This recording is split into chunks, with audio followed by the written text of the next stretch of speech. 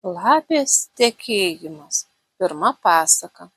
Kartą buvo senas lapinas su 9 uodegomis. Jis norėjo žinoti, ar labai myli jį pati. Išsitiesė po suolu ir nejudėjo, tartum būtų tikrai negyvas. Jo pati tuo laiku buvo savo kambary, o jos tarnaitė katytė ant prieždos virė. Pasklidus žiniai, kad nebegyvas senis lapinas, tuoj ėmė plaukti jaunikiai. Netrukus tarnaitė išgirdo, kad prie durų kas stovi ir beldžia. Ji nubėgus atidarė duris, stovėjo jaunas lapinas, jis tarė: "Kaip gyvuoji, katyte, ką gero beveiki?" Ji atsakė: "Aš nemiegu, dirbu, verdu alų su sviestu. Gal nori, aš tave pavaišinsiu šiltu alučiu?" "Labai dėkui," tarė lapinas. "Ką gi veikia ponia lapė?" tarnaitė atsakė.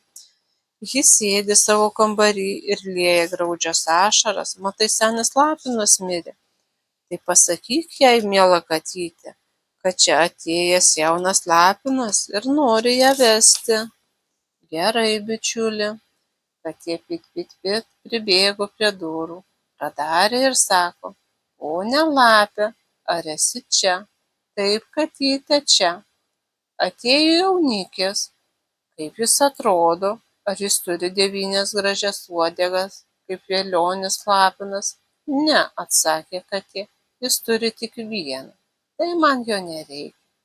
Katė išėjo ir jaunikį pavarė. Paskui netrukus vėl kas pasibeldė prie durų. Prie durų buvo kitas lapinas.